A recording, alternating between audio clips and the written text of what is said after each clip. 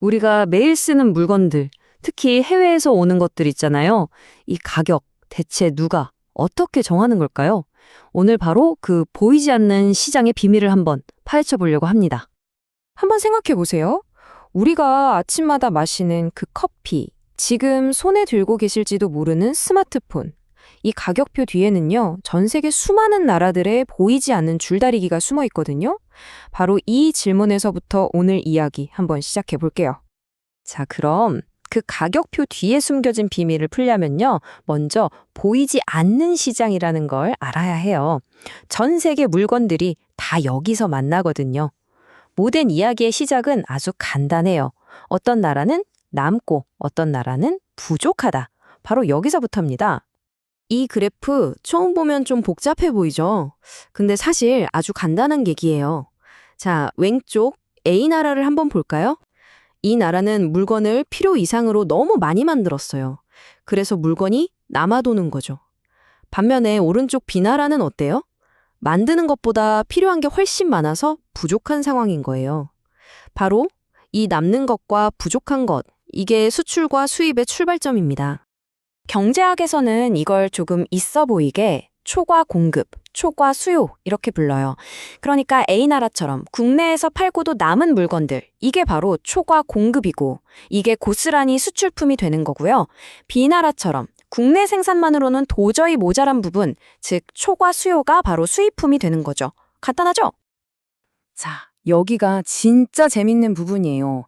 전 세계의 물건이 남아도는 모든 나라들의 남는 물량과 물건이 부족한 모든 나라들의 부족한 물량이 이 보이지 않는 국제 시장에서 딱 만나는 거예요. 그리고 이 둘이 정확히 일치하는 바로 저 지점에서 단 하나의 국제 가격이 땅 하고 결정되는 겁니다. 신기하죠? 오케이. 그럼 이 국제 시장에서 우리나라가 과연 장사를 잘하고 있는지 손해보고 있는 건지 어떻게 알 수 있을까요? 이걸 보여주는 일종의 무역 성적표가 있습니다. 전문 용어로는 이걸 교역 조건이라고 하는데요. 말은 어려워도 계산은 진짜 간단해요. 그냥 우리가 파는 물건값, 즉 수출품 가격을 우리가 사오는 물건값, 수입품 가격으로 나눈 거예요. 예를 들어 볼까요? 자동차 한 대 팔아서 작년에는 기름을 10통 사왔는데 올해는 12통을 사올 수 있게 됐다. 이러면 교역 조건이 좋아진 거죠. 그러니까 교역 조건이 좋아졌다는 건 한마디로 우리가 파는 건 비싸지고 우리가 사오는 건 싸졌다는 뜻이에요. 얼마나 좋아요. 똑같이 팔아도 더 많이 사올 수 있으니까 완전 이득이죠. 반대로 악화됐다는 건 네, 그 정반대 상황인 거예요. 우리한테 점점 불리해지고 있다는 신호죠. 자, 이제 이 교역 조건이라는 개념을 가지고 아주 흥미로운, 어떻게 보면 좀 이상한 현실 속 사례를 한번 들여다볼게요. 바로 우리나라, 대한민국의 이야기입니다. 이 그래프 좀 보세요. 1992년부터 쭉 우리나라의 교육 조건 지수가 계속해서 떨어지는 게 보이죠? 와, 이것만 보면 우리나라가 무역에서 계속 손해만 보고 있었던 것처럼 보이잖아요. 점점 더 불리한 조건에서 장사를 해왔다는 건데, 근데 과연 이게 전부일까요? 아니, 근데 왜 이렇게 교역 조건이 나빠졌을까요? 이유는 꽤 명확해요. 우리가 주로 파는 반도체 같은 건 기술이 발전하면서 가격이 계속 떨어졌거든요. 근데 우리가 꼭 사와야 하는 기름이나 원자재 가격은 엄청나게 올랐죠. 딱 정리하면 파는 건 싸지고 사는 건 비싸졌다. 이겁니다. 자, 바로 여기서 진짜 수수께끼가 등장합니다. 분명히 성적표는 계속 나빠졌다고 했잖아요. 그런데 이상하게도 우리나라는 과거보다 훨씬 더 많은 물건을 해외에서 사올 수 있게 됐어요. 이거 뭔가 이상하지 않아요? 말이 안 되는 것 같잖아요. 이제부터 그 이상한 수수께끼의 답을 한번 찾아보죠. 비밀은요, 가격에 있었던 게 아니에요. 전혀 다른 곳에 있었습니다. 바로 물량의 힘이었어요.